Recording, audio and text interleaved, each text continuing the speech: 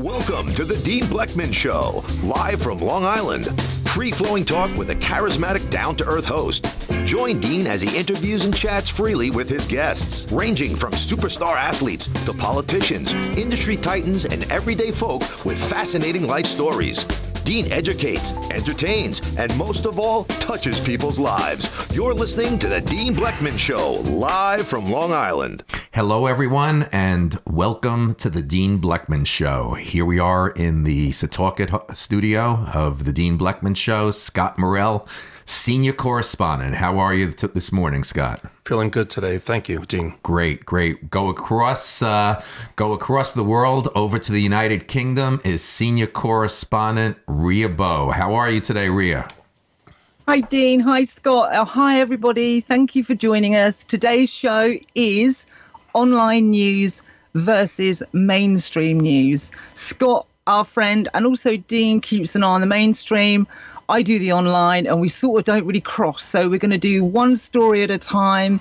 I'll bring a story from online, then Scott, and we'll voice our opinions, and we'll just bounce it around. So that's what this show is about, online news versus mainstream news. Quick weather report from the UK. It's really foggy.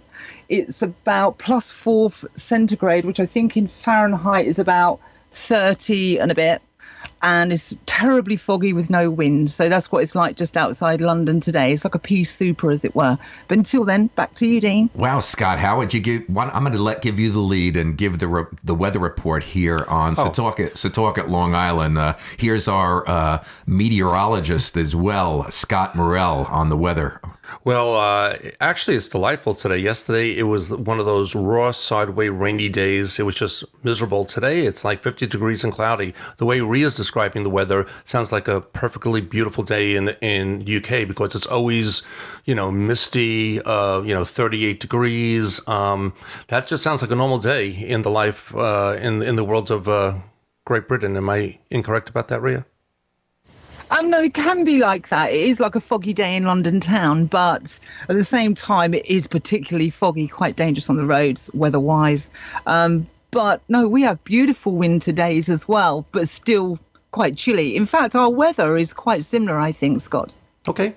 I was concerned about whether we were going to even be able to do this show today. I don't have a generator here in this house. And we had a terrible nor'easter that came here to the Northeast on Long Island on Monday. I mean, it was just the winds that night. You thought Sunday night was, you thought the roof of this house and the windows were going to come through. I mean, we had 50 to 70 mile per hour winds and nor'easter here that I thought we were not even going to be able to do this show today, that power would be out for a week. But here we are. And it's been getting to the news. It's been some week, Ria and Scott, of news here, especially here in the United States, with an unprecedented election going into an inauguration that we've never seen before last week. And obviously, it's been quite an exciting and entertaining week the last couple of days since the inauguration. Can I just say something? Did you make a Freudian slip? You said an unprecedented rather than unprecedented. Was that did you mean that? Because that's great. That was a slip. Well, that's really hysterical. It's an unprecedented week. That was great. It's an unprecedented week. There's no question about it. That was funny. So there's a lot to talk about on the news. And Scott, you want to take some lead on this? No, you know what? I like to hear from. I appreciate that to give me the first the crack at it. But I'd like to hear from Ria. She really is deep in the non-mainstream news, and I'd like to feed off of that today, if you don't mind, Dean. Surely. Great. Okay, guys, I guess it's over to me. Before I go into the first story, I just wanted to do a reminder for the people in Yemen, India and Venezuela, because I don't think they're making the mainstream news your ends. The people in Yemen, because they're just getting the crap bombed out of them, and it's a really bad situation that nobody's talking about. India, because they've done a cashless experiment that's gone really badly wrong, and Venezuela because they're in a state of hyperinflation, got no food, no electric and all that kind of stuff. So just a quick heads up to those poor people there. They are having a tough time and not many people are talking about it. Right, on to the first story. Quite a light one to start off with. George Orwell's 1984 book goes to the top of Amazon's bestseller list. What do you know about 1984, guys? Oh, I know about this story, Rhea, believe it or not. And I think the reason is it's a little bit Orwellian, and I think it has a lot to do with Kellyanne Conway. Am I correct about that? I think that's what's brought it in. It's what's brought it to the mainstream. There was a big following and references to it, has been for the last probably 5-10 years as we go through these stages of government and spying and all that kind of stuff. So there's been loads of Orwell references, but that comment by Kellyanne is what brought it into the mainstream. Are we talking about alternative facts? Yes, which was a Orwellian phrase.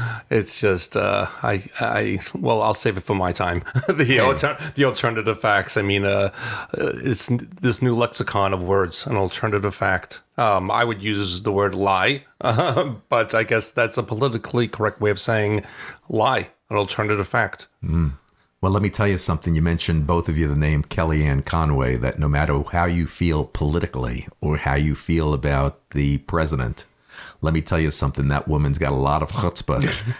Okay. You're talking about the outfit? Let me tell you something. She's a fighter, and she's done a heck of a job for President Trump. She has. She really has. I think she's overdoing it right now because, and I think we're going to get to it, where she's not coming off as credible when she's on the news right now, because we all know that she's saying falsehoods and so blatant and she's deflecting every question, and you could just see it if you really listen. So I think she's losing a little bit of her credibility. I think she hit a pinnacle and she's starting to go down right now. But that's just my opinion. But that's your opinion. That's okay. 100%. There's no right or wrong, Dean. Absolutely. Rhea, back over to you. Okay, that was it really. Just to bring up for those a quick overview of why. Well, we know why George Orwell, or we think we know why George Orwell has come to the front in 1984.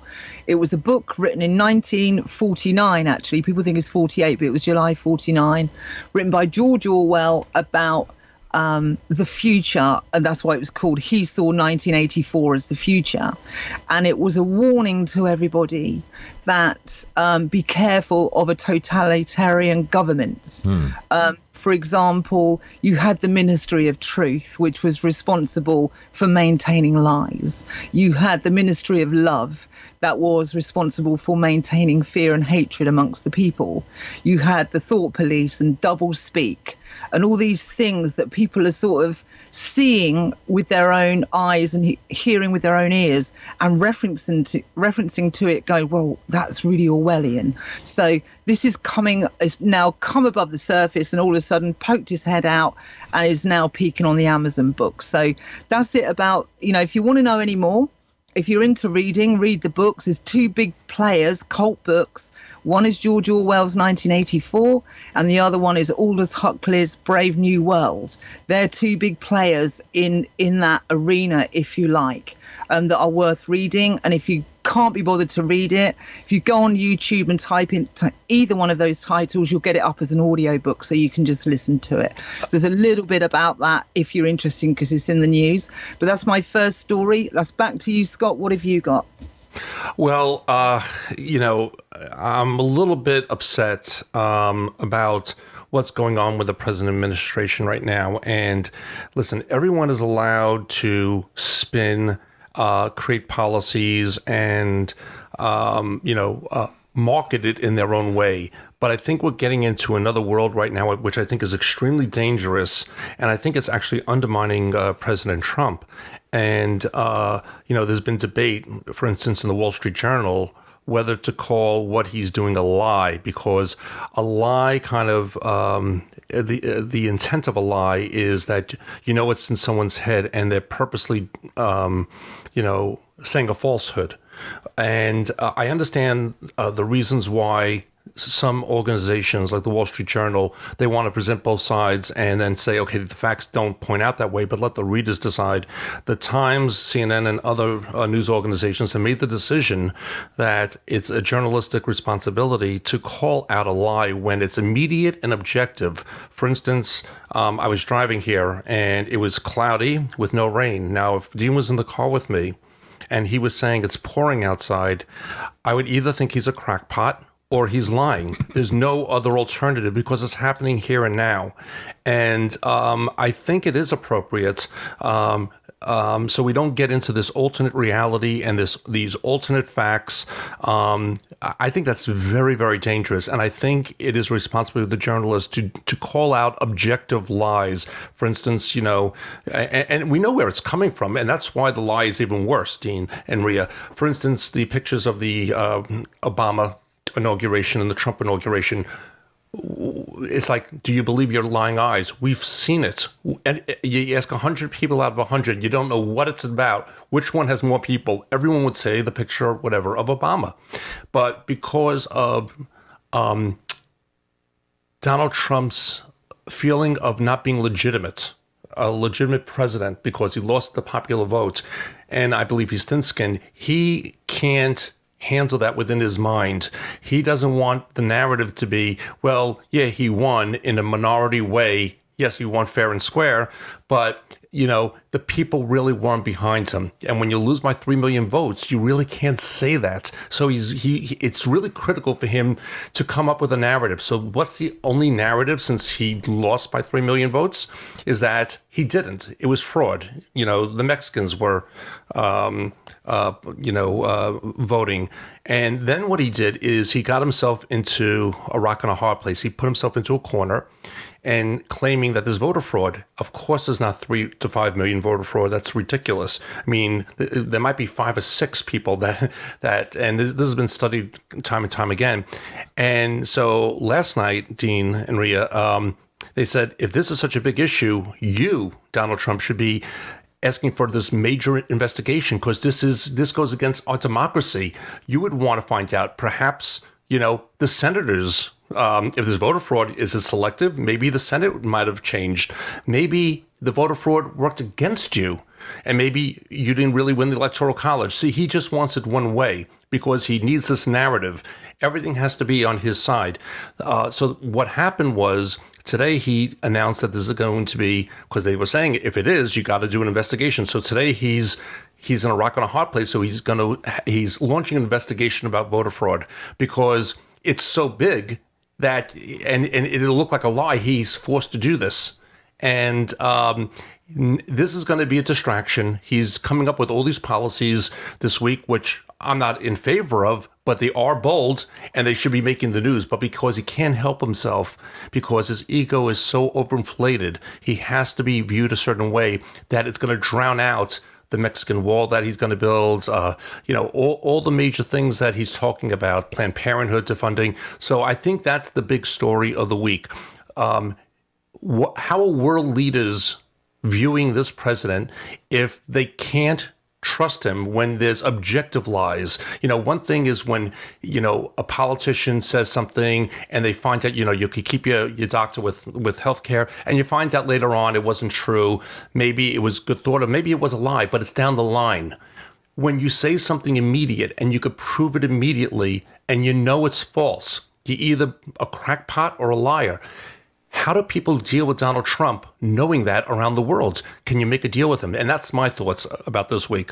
Okay, Scott, listen, everybody's entitled to their opinion, and I respect you tremendously and love you, and you're just a great guy. And I feel like I've left Delray Beach, Florida for a couple of days last week with listening to my mom about Trump, and you could see it on Facebook with some of the videos that we did on Facebook Live, that my mother still has her rash and itch of Trumpitis that she still hasn't gotten over. But I'm just listening to you vent, and I'm coming from a different position than you. Yours is Trump, and how his behavior is and how he's acting.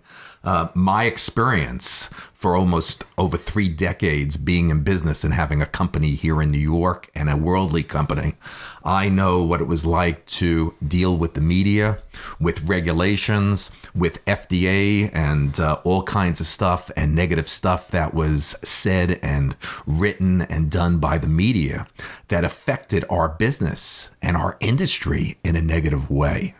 I also have a dear friend that one day is going to be on the Dean Bleckman Show, who I consider the greatest baseball player in my time and in this generation, Barry Bonds. And once again, we went through a Hall of Fame voting with him that I differ on the results of that he didn't get in again. And I saw him throughout his career, how the media treated him for many years. So here we came through an election that we went through our process. We go through an election that's determined by electoral votes, not by the popular vote. Mm-hmm. It's done by the electoral votes. The election is over. This is not about an opinion of mine, pro-Trump, against Trump. This is about a media issue. And I could get sick and vomit that no matter what behavior that Donald Trump exhibits, everyone knows Donald Trump's personality and his behavior for years, the past year, how he is. This is a business person, a real estate developer, one of the greatest marketers of all time, a reality show success story, one of the best. And he is not your typical, he's your unorthodox politician that is going to do it his way and how he wants to do it. And how, for the last week, how he's behaving and what he's doing is no different than Donald Trump is. And I just thought that inauguration, for a whole weekend and still to go on Monday and fighting the whole media fight over how many people attended the inauguration and pictures. How newsworthy was for that topic and discussion to just keep going on. Mainstream media just on and on about how many people attended that inauguration instead of getting on with the bigger issues that this country's faced with now. No matter how our president's behaving and carrying on, that doesn't mean that the media has to keep going on with it. So, but isn't Donald Trump the one who is starting all this? That's the difference. When you're talking about with your business, media does get involved in the art bias, and they did it with me also, and I understand that. But first of all, there's a much higher standard with the president of the United States than our businesses. Second, he's the one that's driving these issues. He's not letting it go. So Scott, I've come to terms. This is not about whether I'm pro or against Trump or whether I voted for him or not. What I'm saying is that we had an election in this country, okay? Donald Trump won. Absolutely. Okay? He won the electoral vote. Absolutely. Okay? It's over. It's over. But why isn't he making it over? If anything, my feeling is, let's evaluate his performance on his first 100 days in office. And I agree 100%, but he's the one that's not letting it go because he can't deal with this paradox with him winning the electoral vote but losing the popular vote. He's the one that keeps bringing it up. I want to hear if what did I tell you? He is a brilliant marketer and business person, and controversy sells. So he's accelerating all this. Yes, and the media continues to feed off of it and keep going with it. I understand that point. Okay, let's go over to Rhea. I don't want to leave her out of this. Rhea, anything for you to say on this? I have, but we need to bat this round quicker. We've already used about 15 minutes of time and we've only covered one. I'm sorry, Rhea. I'm pretty passionate about this because I'm very. I've got a problem with. I've got a problem not with our president. I've got a problem with the media on all this that's going on. Hey, no problem, guys. And everybody should have their opinion. That's what this show's about. I'll just wrap up on my opinion with it. To go against some of what Scott said, which is obviously expected, is course. It's not Trump it's not Trump that programs the mainstream media news network, CNN, ABC. It is the editors, right? Yes. Trump doesn't get on the phone and go, right, I want you to run this all day, every day for the next 3 days. An editor says, we're going to run this for the next 3 days. So the fact that people are exposed to this on a constant basis is not Donald Trump. It is the editor of the news outlet. Right, let's let it go there, because it is. It's not Donald Trump. It's the editor of the news outlet that says what goes on his news channel. Moving on, right. So we're just going to move on. Are we happy to move on? Absolutely. Yeah, I disagree, but let's move on. Okay.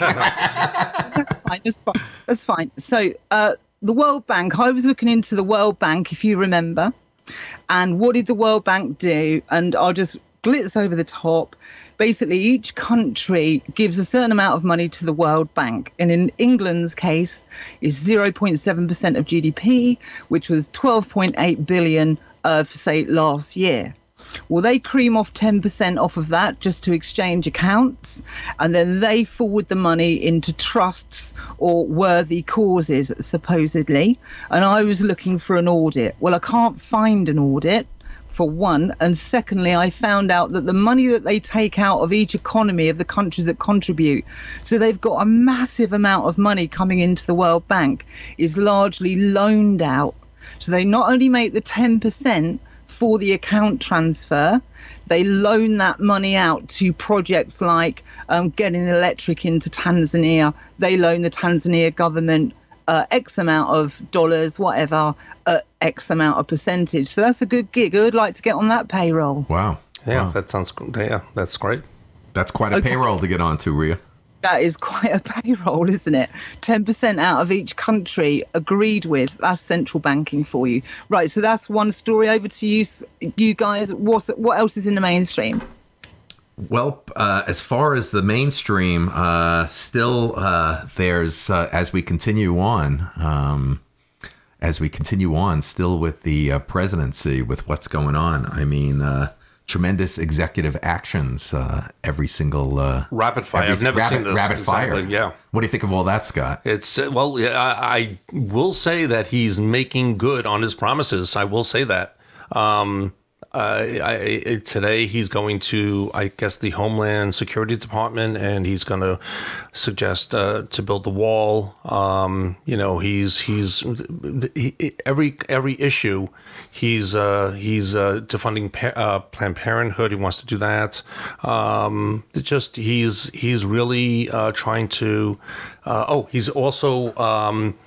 Going to make a proclamation, because I don't know if he could do it or not. Maybe he can. He's the executive, that refugees from certain, let's call them dangerous countries, will not be able to come into the country. For instance, Syria and so forth. But then as you go deeper into this, it gets much more complicated. Let's say there's a Christian refugee from Syria. Why would that person not be allowed in? Is it fair that just because they're from Syria and they've been persecuted and they're Christian, So it sounds good at the 30,000-foot level, but when you get into the depth of it, how are we going to make these determinations? Okay, so here's a big issue for me, Scott, in regard to what I say about first 100 days and performance. Okay. Today here, Rhea, in the States, Trump is going to be signing an executive order on building this Mexican wall. And once again, I constantly hear his campaigning that not only are we going to build this wall, but Mexico is going to pay for that wall. Okay?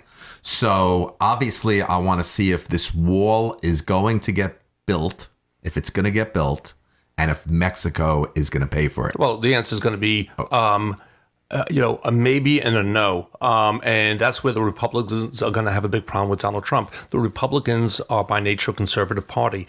There are estimates, I believe, that it's going to cost around $12 to $14 billion to build this wall. Are the Republicans going to spend $12 to $14 billion with the hope the fantasy basically that later on Mexico is going to write a check. Normally you get the check first, and let's just be honest about it. When he was campaigning, I don't think anyone misinterpreted what he's saying. We're going to build the wall, and Mexico's going to pay for it. In most business transactions, you get paid for it, and then you build the wall. You buy a car. You don't take the car out and say, I'll give you the money later on, right? You give the check first. So this is a little bit of a three-card Monte game. I don't believe he's going to get this passed because he has a Republican-controlled Congress. They're not going to be happy about it, but they're going to, defer to him because this was his campaign promise. I think it's going to cost a lot of political points because he's not going to get. This is going to be a budget buster, and the Democrats are going to keep talking about it. They're going to keep saying, so where's the money? Where's the money? And then he's going to play a game. This is my opinion. He's going to say, well, our economy is going up because of the policies that we've taken. So in essence, we're getting the money from a trickle-down economy. Or he might institute a tariff, and he'll say that the tariff will take care of it. But then what he won't explain is what was the cost of the tariff from a trade point of view. So the only way it's clean is if Mexico writes the check and he builds the wall, like he said. That's not happening. Let's see what happens. While we still stay on this subject of Mexico, did you and Rhea know that an airport that Sharon and I use all the time to, a matter of fact, we flew down to Mom the other day, Islip MacArthur Airport. That's exactly 20 minutes door to door from my home, the studio here. Do you know that the most famous drug lord out of Mexico, El Chapo Guzman, landed there the other day. They Brooklyn police came, arrested him. There must have been a couple of hundred. I saw those pictures. People, it was unbelievable. If I wasn't down in Florida, I would have loved to have arranged a possible story or interview that could have been arranged. Could you imagine with the show? Could you imagine the security? I saw the security. Could you imagine the security? Rhea, did that news reach you that the biggest drug lord in the world was arrested 20 minutes from the Dean Bleckman Show studio here in Setauket at Islip MacArthur Airport? I did know he'd been arrested, but it didn't make it to the UK. It didn't.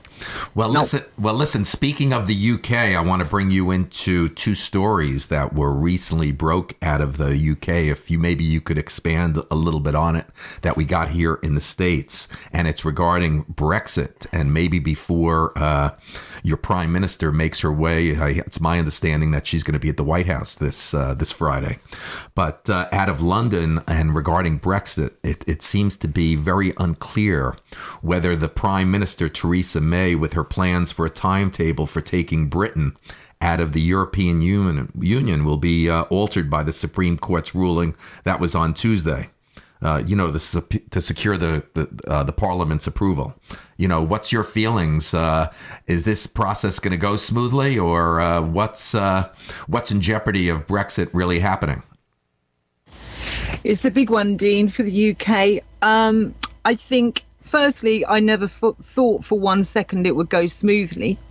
When England joined the single market, which they had no idea it was going to turn into the EU with an EU army and everything, we thought we was joining a single market. It was for trade. It wasn't about anything else. But it turned out that the EU underwrote loads of laws into English law, which has put this situation on us.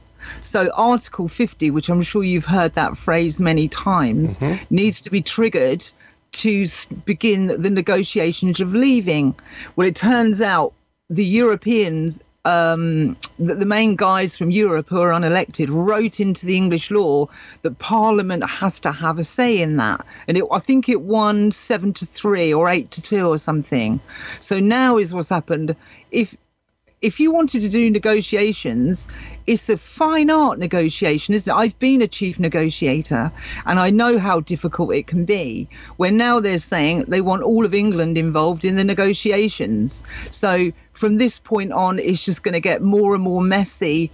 And whether the Remainers that wanted to stay, like your end, it only just got the leave vote. So there's half the people that want to stay are now trying to get their say in it.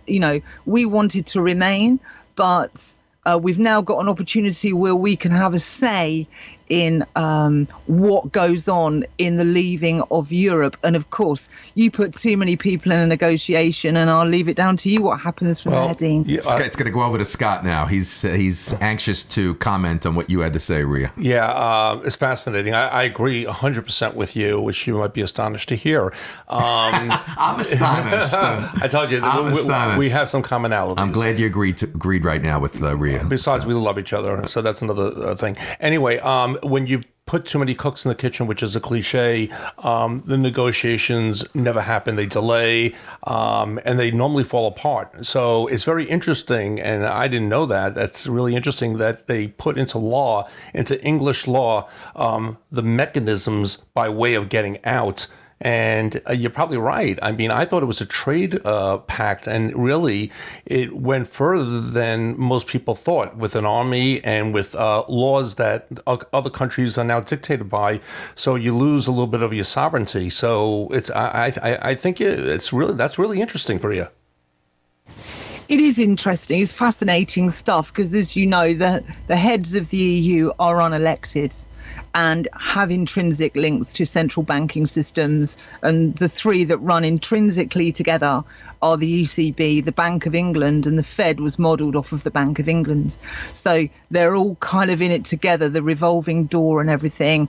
And now there's a whole bunch of people. So I don't feel any differently to when I heard which I was super surprised that we got the vote to leave, right. That it's just going to be one big mess after another big mess after another big mess. So that's where I think we are with the Brexit. And I would like to add that there's a reason why Theresa May is coming to meet Donald Trump. It's not an accident. It's not because they share common values or anything. She needs support right now for her Brexit. And basically what she needs from the people is to say, listen, I've made a separate deal with the United States. We're not going to be in the back of the line. I now have the United States basically with us. So when we leave, we now have a very strong partnership. So she needs that under her belt to help her with the political leverage. Is that your thoughts about that, Rhea?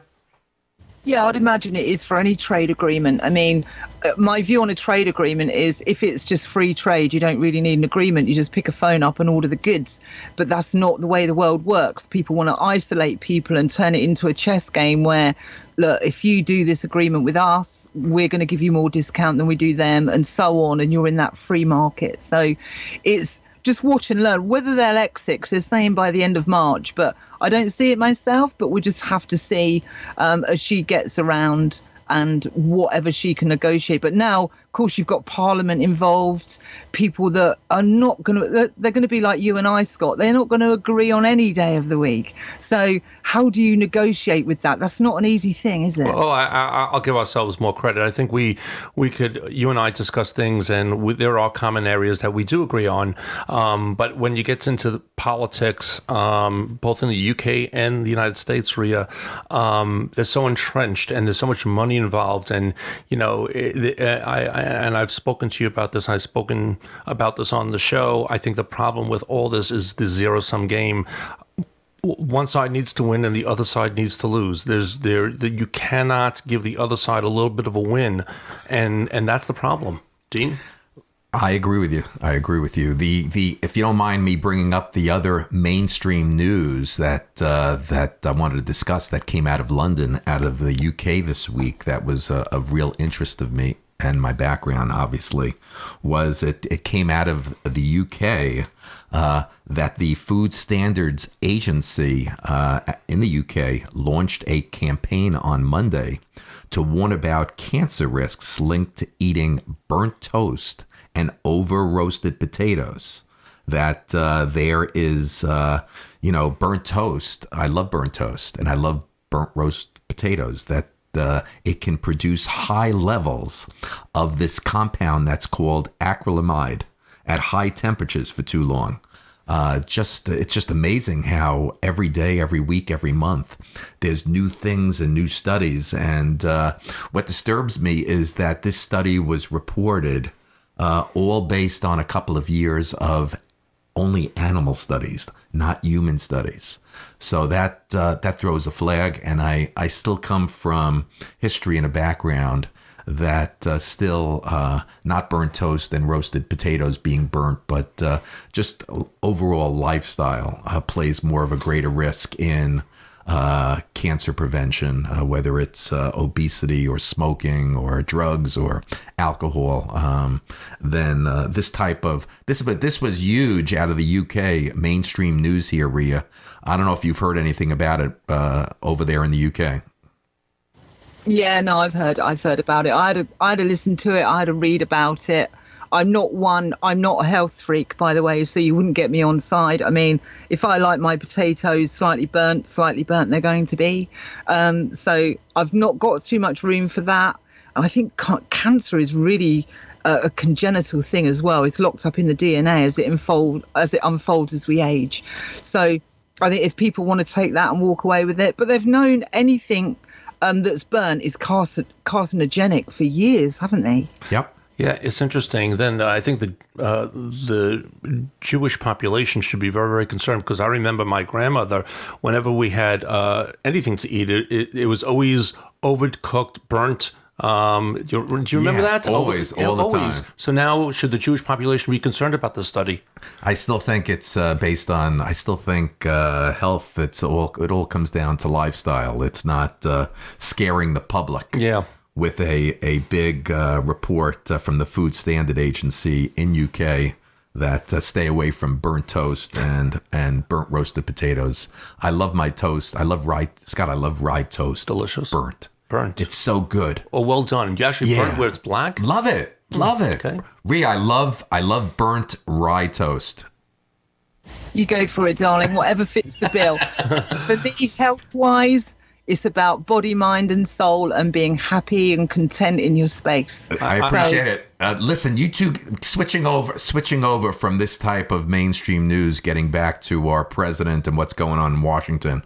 I'm hoping that the two of you could help me with what's been big the last couple of days. Also, is this whole Keystone and Dakota pipeline. Mm-hmm. Creating jobs. Advancing controversial pipelines. Is the taxpayer going to be on the hook? Is this potentially something similar, Scott, that could happen, that happened up in Flint, Michigan, that I believe was one of the most catastrophic events in this country in years? So maybe you guys can help. Scott, do you want to take the lead on this and help me and the audience just understand this president has executed mandates regarding Keystone and Dakota pipelines, if you could help here. Sure. Well, there was a big controversy. Maybe you remember, Dean, maybe a few months ago, that there was a lot of protests. A lot of the Indians and Americans were standing in the way of the federal government trying to get them away from their land. And they were protesting Obama because Obama was going to go ahead with this. And Obama, I don't know if you want to use the word caved or changed his mind. And he said he would not be doing this. And this is a very, let's call it a pro-GOP, pro-Republican, pro-growth type of program to get oil from, Upper Canada to easy delivery points in the Gulf. And the issue is that part of this pipeline is going to go through Indian land. So you have two issues. One, is it legal to do that? It's their land, and there's laws that do protect them. And is it environmentally safe? And so what you brought up with Flint would be magnified 100-fold if there's a problem with this pipeline. That'll make it like child's play. The second thing is, and the last thing is that they've already said, the head of the Indian tribe, that they will go to court to stop this. They have a lot of precedent law on their side. So this is going to be a big issue.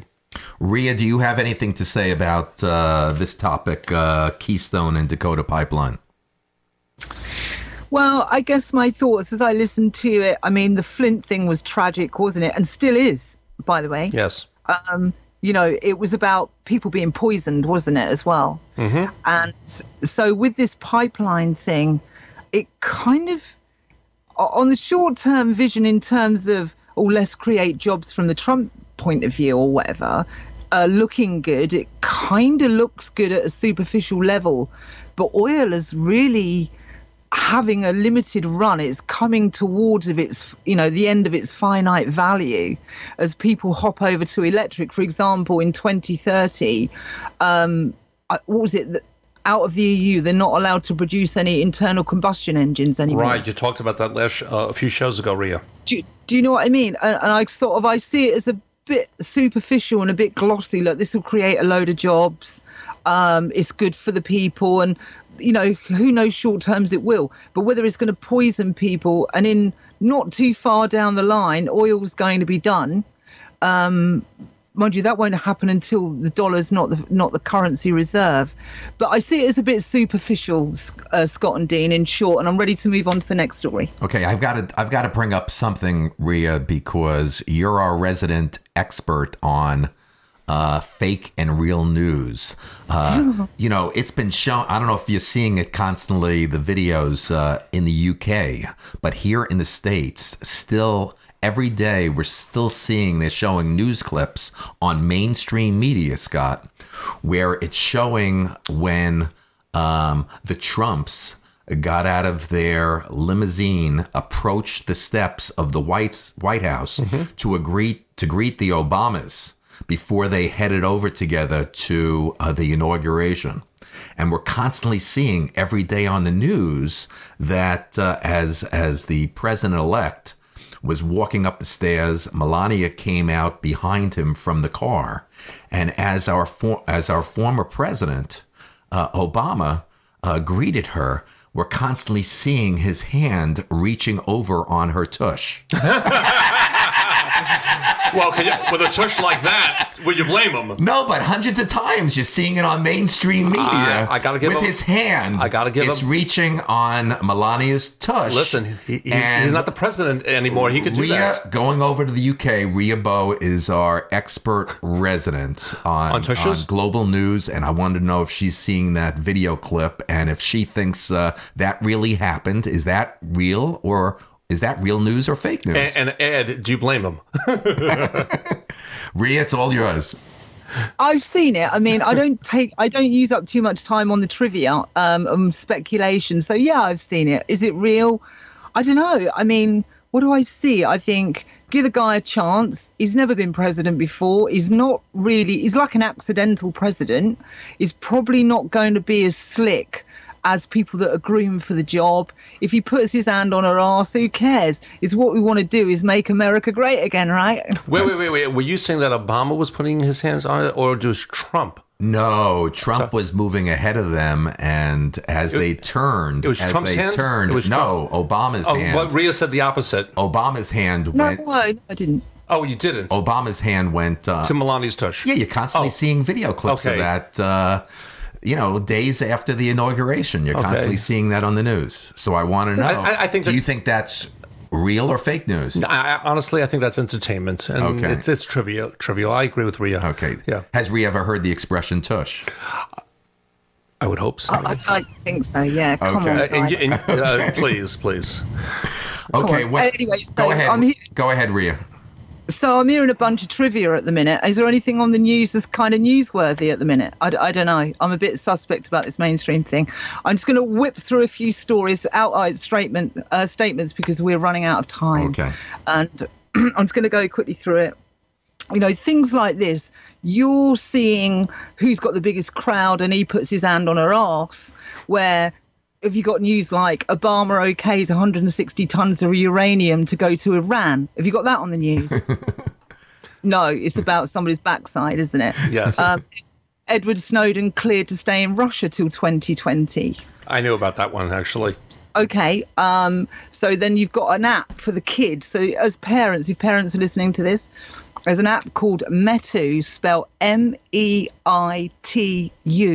Not sure I'm saying it right, Metu. What it is a selfie app, and the kids love this. It's been massive in Japan for a while and China, but it's starting to come over to the US and the UK.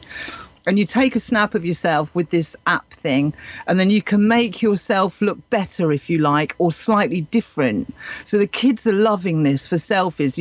You can make yourself like you're having a good day rather than having a bad day, and make yourself look various different ways.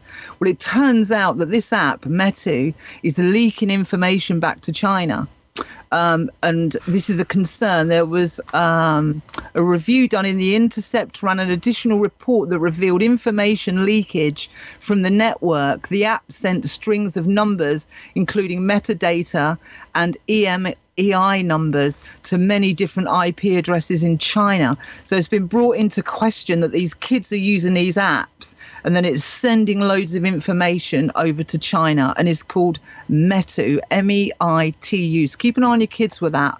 And they're saying it's doing something to the unlock codes in an iPhone as well.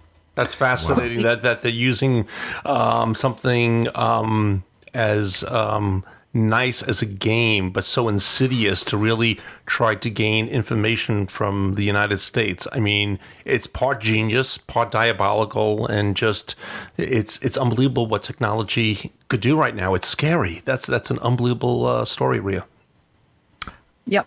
Hopefully they'll start doing stuff like this in the mainstream. You never know. It might be useful. Okay, moving on. A new law they're trying to get through about people protesting. So this is to do with your Flint, Michigan, to do with the Indian pipeline and Keystone and all that. Have a listen to this audio clip. And this is about a new protesters law in the road and what you can do about it. Have a quick listen to this. You see, this week is special because it kicks off with a holiday commemorating the life and times of civil rights leader and icon, Dr. Martin Luther King Jr. And it appears that right in time for the MLK holiday, some state legislatures around the country are looking to pass some rather, how shall we say, constitutionally questionable laws that would stand against the very acts of protest that First Amendment icons like Dr. King are celebrated for.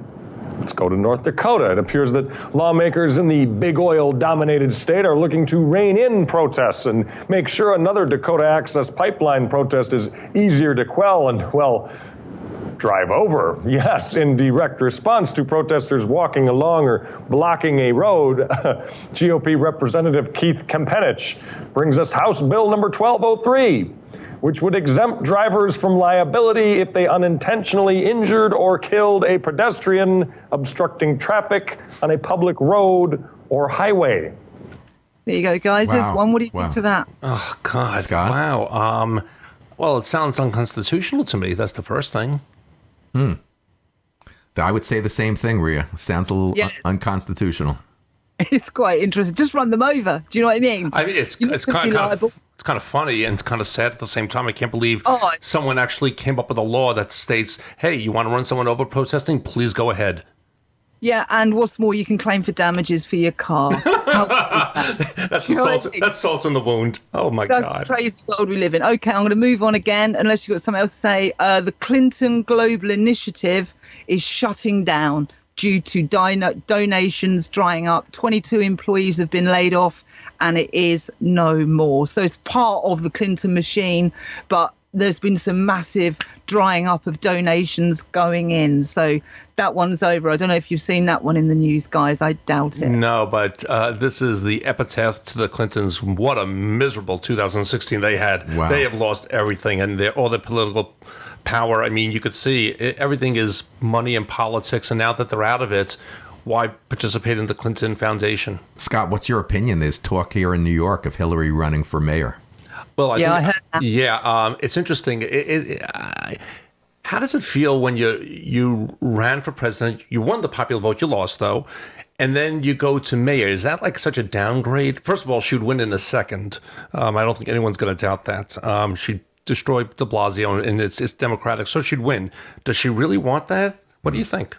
Don't say that, Scott. Yeah. Okay, because a year ago, she was a slam dunk winner for the presidency. We're talking about New York City, where 10% voted for Donald Trump and 90% voted for Hillary Clinton.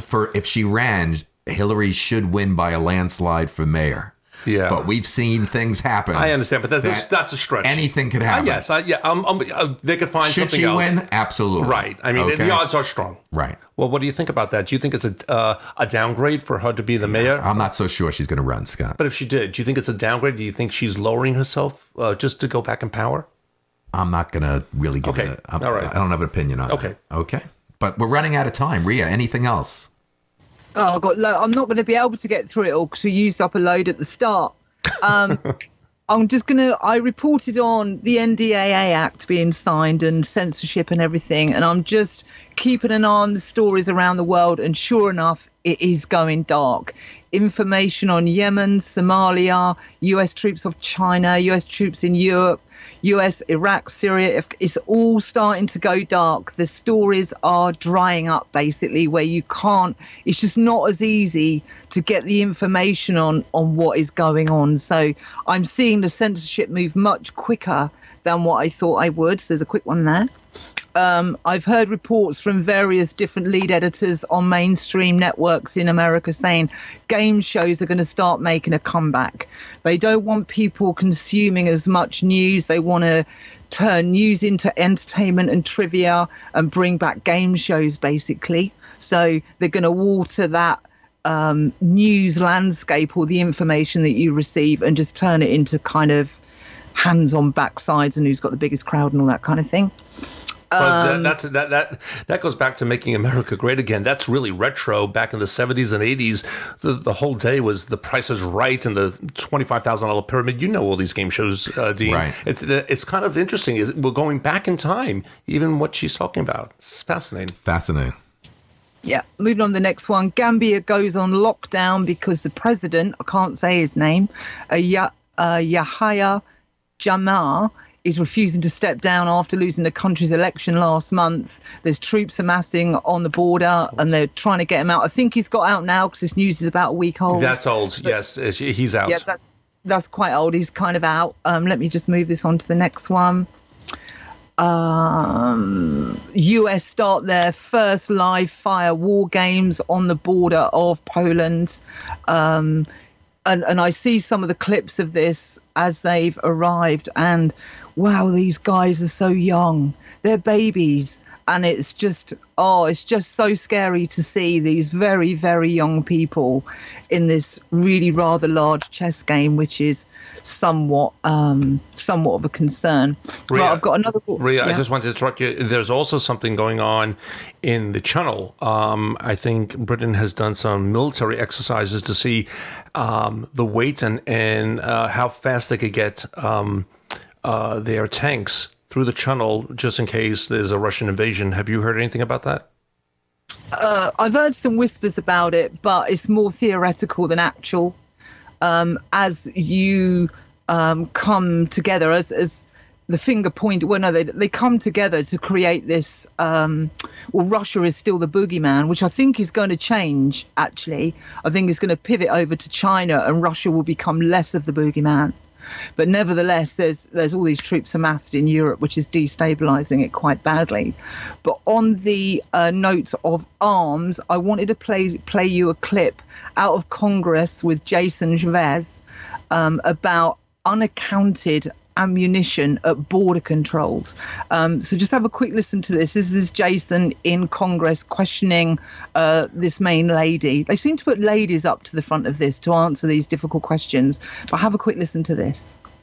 What does not make sense in the information you provide is to suggest that, for instance, Customs and Border Patrol used 14,550,803 million rounds for operational purposes when they're rarely firing their gun. When they need to fire the gun, we want to make sure they're highly trained, prepared, they've got all the ammunition they need, but it seems like it's just walking out the door. There doesn't seem to be the accountability because of the exorbitant usage here. There's no accountability for where this ammunition's going. Sir, I can assure you that the ammunition is accounted for, and they have law. Where? We've been asking for this for a long time. And Dr. Nayak, are you telling me that the Associated Press, USA Today, Investors Business Daily, and the briefer who came to our offices and shared the information, that you don't have the ability and you don't have a purchase order open to be able to purchase up to $1 billion+ rounds over the next 5 years? Yeah, that's exactly what I'm telling you. That is not what the briefer came and told us. That is not what the documents say. Then it wasn't accurate. I believe. So what is the right amount? I believe. What is the amount? Yeah, I believe, Mr. Chairman, the contract. There are several contracts for ammunition. There's lots of different ammunition, lots of suppliers. Yes. What is the grand total of ammunition that you have the ability to purchase over the next 5 years? So I appreciate the question.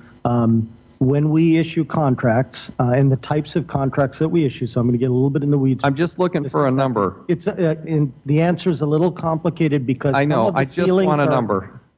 Well, I believe that what you're referring to is one contract that was awarded by Fletcher. No, for I'm looking at the $70 total million. contract. Look, Dr. Knight, we'll come back to this. My time's expired. I'm going to ask another question. I'm sure another member is going to follow up with you. So please try to get your act together on that.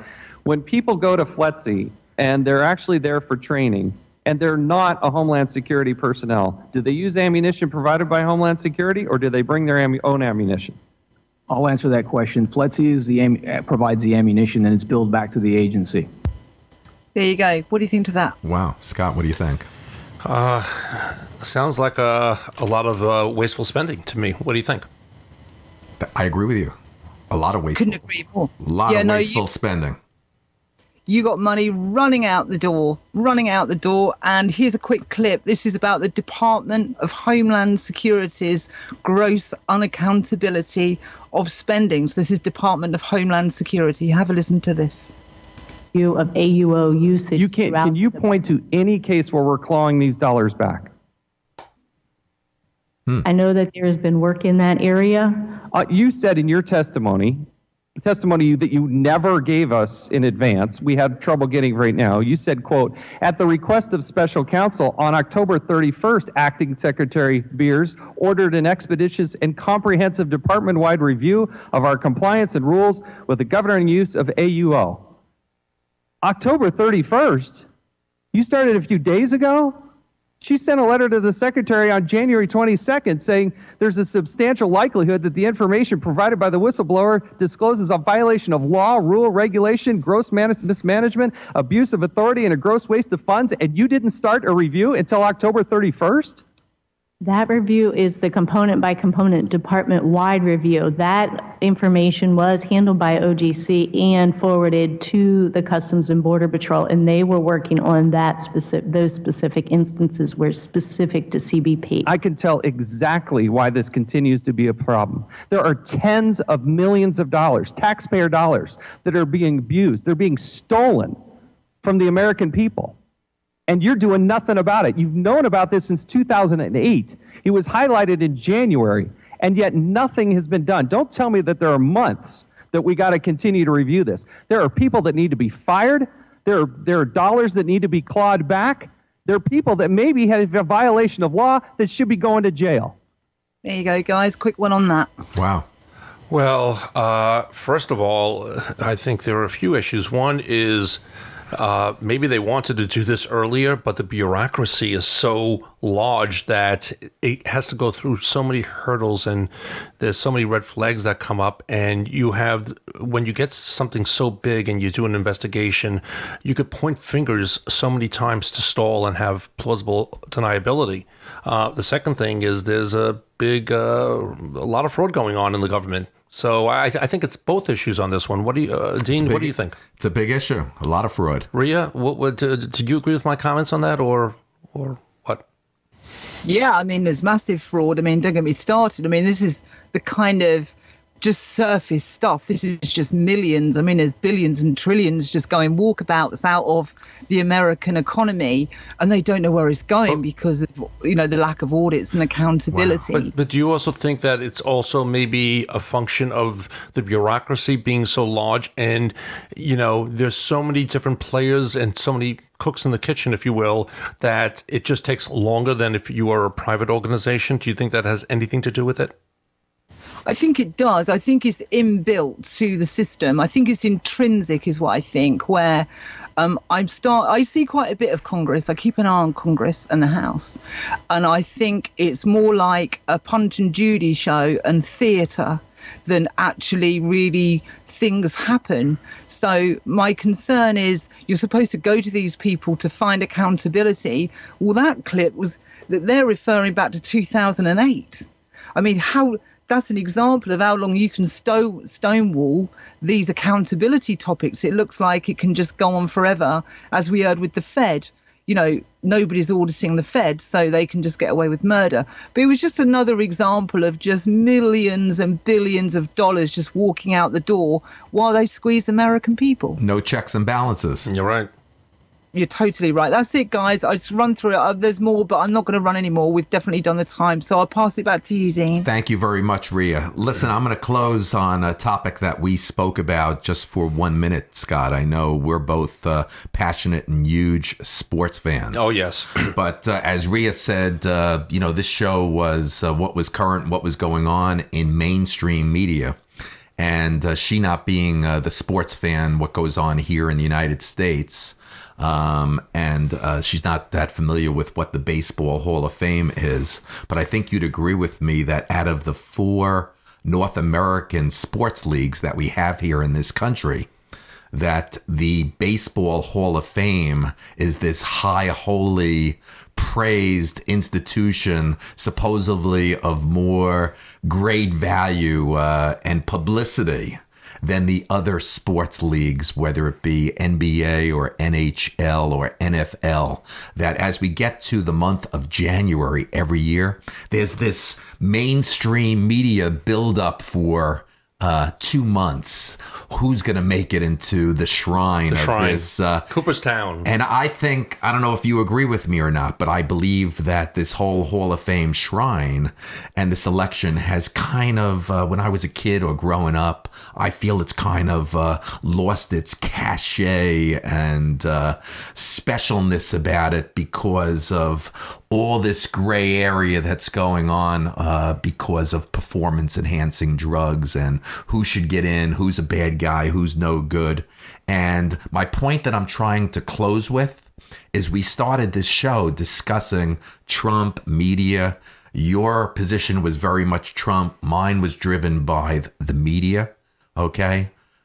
Who elects each year, the players that get into the Hall of Fame? I think it's the sports writers. The sports writers. What are they part of? They're part of mainstream media that we're talking about. That's correct. So they can either be on your side or they can castrate you. And they're controlled, again, if you really want to get deep into it, they're controlled by the corporations that they work for. So should they be the guys that are electing the greatest players of the game? Who would it be then? Well, we're going to close the show because you and I'm hoping that if any writers, baseball writers of America are listening to my show here today, I welcome them to get their butt on the show here. And let's discuss and debate this topic. Because it's a topic that I know. And as a kid growing up and as a dear friend of mine that's now going through this election process, I'm very close to what my position is on something that's big mainstream media news, this Hall of Fame induction that comes up every January. I welcome any baseball writers. I'm calling you all out. Get your butt on the Dean Bleckman Show and let's talk about it.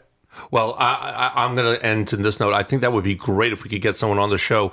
I think there would be 1 or 2 problems. I don't think like the All-Star game that people should just, the fans should just vote on it because you could, rig the system, if you will, by calling in 1 million times and so forth. And it's just a popularity contest. Maybe something like an election like we do with Congress where the people vote for the experts and they decide. Great idea. On that note, we could spend an hour just on this topic. We'll do it one day. Rhea Bo over in the UK, is there anything else that you want to say or close out? No, so far, you guys are representing the mainstream news and I've heard a bunch of trivia about Trump and my concern is that it's kind of almost no news. And whilst like you said, Dean, it was just on and on and on, is they're not actually reporting on big things going on in the world and inside the USA. And as I'm trying to keep an open mind about mainstream media, you're not building a good case for me to want to tune in to find out actually what's going on in the world. So I think you need to bring a tighter game, guys, not just Trump bashing. I need to hear, and the people listening need to hear, is there any other news other than Trump's an idiot going on in the mainstream news? Well, I could just mention that I am a consumer of both. That's why a lot of the things that you were talking about, I had an education on.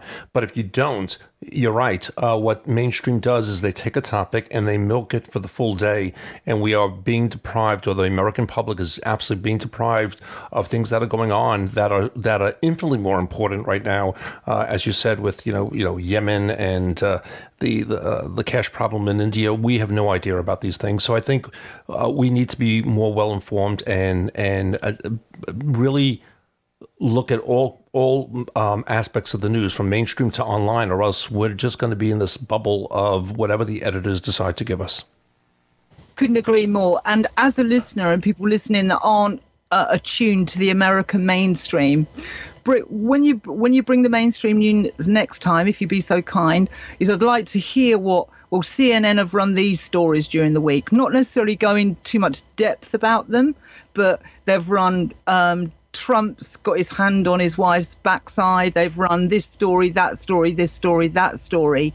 And then people listening can start to assess for themselves where they need to go, because it is a major concern that people are caught up with, because some people don't have the internet and they're caught up with Trump's hand on his wife's behind when there's people getting slaughtered in Yemen. It's just so disproportionate. I think I'd really like to hear what other news is on the mainstream. But until then, back to you, Dean. Well, thank you, Rhea. Scott has one more thing he wants to say. It's very rare again, but I completely agree with Rhea on this. Scott. Yeah, I'm in an agreeable mood today. That's awesome. Yeah, that's thank awesome. you. We just do not get that kind of news, and it's really, we're being deprived. So let's end on that note. On that note, I want to thank Rhea Bow again. Rhea, I love you, and great show and great job again. Hey, love you all, and love and peace to everybody always. Scott Morrell, I love you too, and thanks for being a dear friend, and once again, thanks for being a great contributor on the show. Thank you. I want to, as always, hear from all our listeners. And please, everyone out there, please don't forget to like us on the show Facebook page. Don't forget to hit the subscribe button on the show's YouTube channel. If you'd like to leave a comment, use the box below. Also, every single show, including this show and previous shows, are all available also on the iTunes platform. I would like, if you'd like to share any of your stories, or if any of our listeners have any ideas and would also like to be a guest on the show, please go to deanbleckman.com and email me directly. I would like to thank all my listeners for being with us today. From all of us at the Dean Bleckman Show, have a great day. You've been listening to The Dean Bleckman Show, live from Long Island, New York. From all of us here, we'd like to thank you for tuning in. We look forward to hearing your comments via Facebook, Twitter, Skype, and email. And don't forget, you can visit the webpage anytime for the up-and-coming guest list. From all of us here, have a good evening.